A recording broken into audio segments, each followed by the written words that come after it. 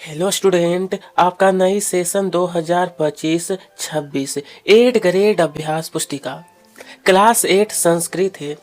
मैं आपको कुछ बातें बता देना चाहता हूँ, ध्यान से सुनिएगा। ये जो संस्कृत में आपका प्रश्न दिया है, इसे आपको हिंदी अनुवाद के साथ समझाया जाएगा। साथ में आपको प्रथमा पाठ लोक हितम मम करणीय, जिसका मतलब होता है मुझे लोगों की भलाई करनी चाहिए। Are you ready? स्टार्ट। बहुविकल्पीय प्रश्न।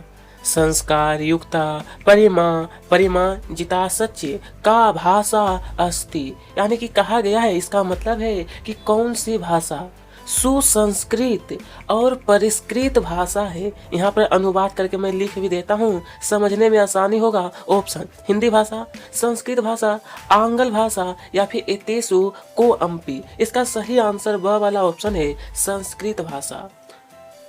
देखिए आगे, मानवेशु का भावना भवेत, और इसका अनुवाद देखिए यहाँ पर आपको बताया जाएगा लिख करके, ठीक है।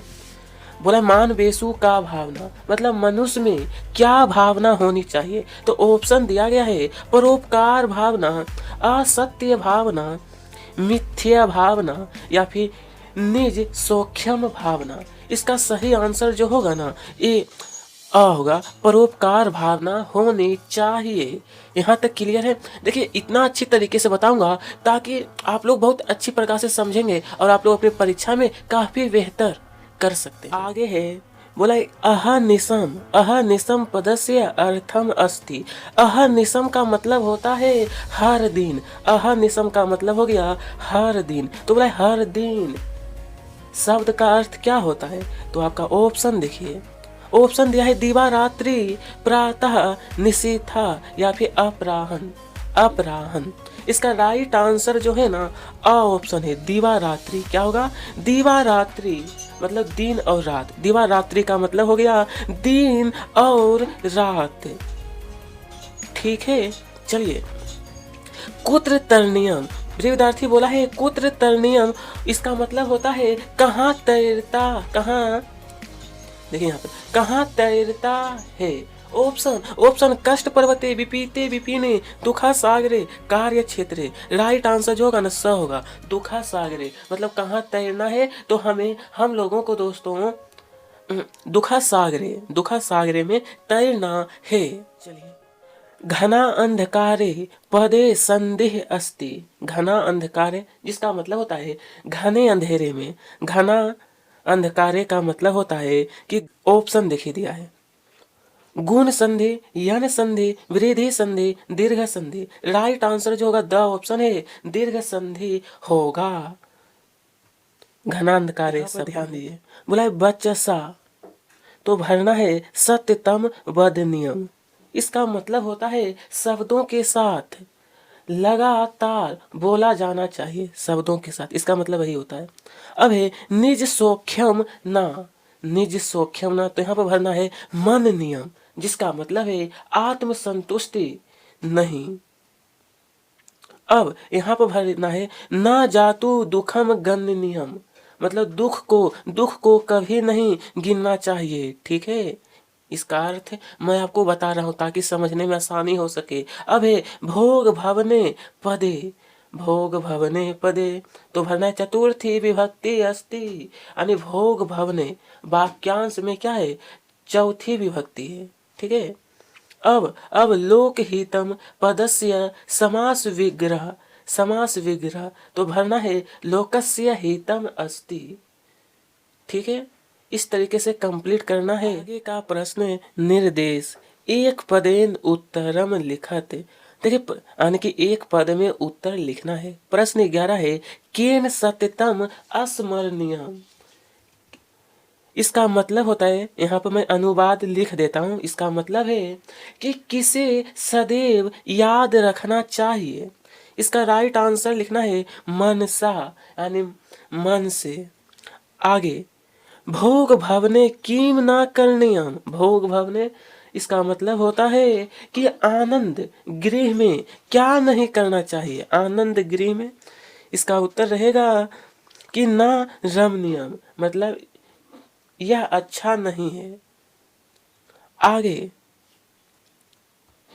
प्रिय विद्यार्थी, भोग भवने का मतलब होता है जब हम लोग भोजन करते हैं ना, वही है। यहाँ पर प्रश्न है भ्रमण कुत्र करणीयम, जिसका मतलब होता है कहाँ जाएं, कहाँ जाएं। राइट आंसर विपीते विपिने, यानी कि विपीते विपिने का मतलब जंगल में। क्या होता है? जंगल में। अब बंधुजना कुत्र स्थिता, इसका अर्थ है रिश्तेदार। रिश्तेदार कहाँ है? यहाँ पर आपको अनुवाद लिख देता हूँ कि रिश्तेदार कहाँ है, तो लिखना है कि गहरे। गहरे का मतलब होता है गुफा में।